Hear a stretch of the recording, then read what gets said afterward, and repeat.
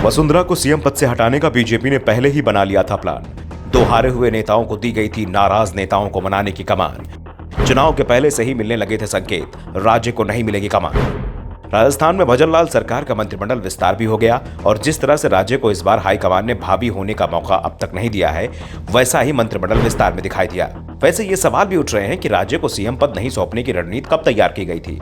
तो इसका जवाब है कि फरवरी में ही बीजेपी ने तय कर लिया था कि राजस्थान में सत्ता मिली तो वसुंधरा को सीएम नहीं बनाया जाएगा। और सबसे बड़ी बात तो ये कि जब सीएम के नाम का ऐलान वसुंधरा करने वाली थी, तब तक उन्हें भी नहीं पता था कि सीएम कौन बनने वाला है। इसलिए जब सीएम के नाम वाली पर्ची उन्होंने खोली और भजनलाल का नाम देखा तो वो खुद चौंक गई थी।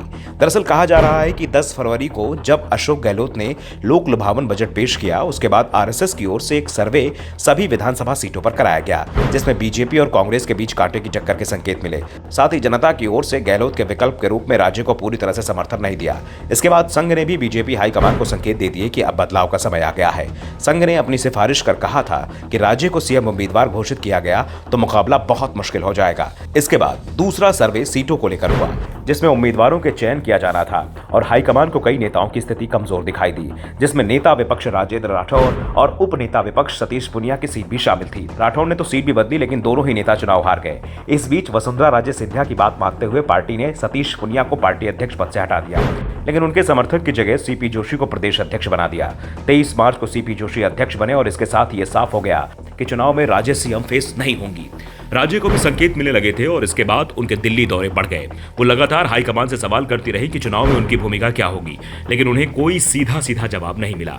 अगस्त में चुनावी संकल्प पत्र समिति के गठन में भी बीजेपी ने अपनी चलाई और राज्य के विरोधी केंद्रीय मंत्री अर्जुन राम मेघवाल को चेयरमैन बनाया।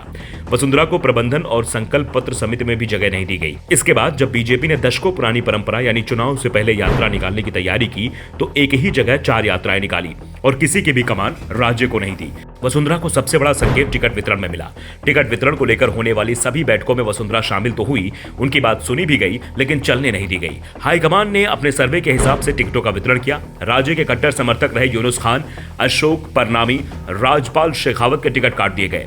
विधानसभा चुनाव में जब प्रचार शुरू हुआ तो भी राज्य को ज्यादा तवज्जो नहीं दी गई। इस बार वसुंधरा की रैलियों की संख्या भी आधे से कम रखी गई। मोदी ब्रांड और उनकी गारंटी सहित अन्य वादे किए गए। वसुंधरा के शासनकाल की योजनाएं भुला दी गई। चुनाव के दौरान आलाकमान इतना हावी रहा, कांग्रेस महासचिव प्रियंका गांधी ने कमेंट भी किया कि क्या मोदी मुख्यमंत्री पद का चेहरा है। विधानसभा चुनाव परिणाम आने के बाद जब राज्य ने अपने समर्थकों की बाड़ेबंदी की कोशिश की, तो जेपी नड्डा ने वसुंधरा को दिल्ली बुला लिया और साफ कह दिया कि उनकी कोशिश का कोई असर नहीं होगा। फैसला हो चुका है और वो सभी को मानना होगा। और जब विधायक दल की बैठक जयपुर में बुलाई गई तो उससे पहले जेपी नड्डा ने राजेंद्र राठौर और सतीश पुनिया को फोन कर पार्टी कार्यालय पहुंचने को कहा।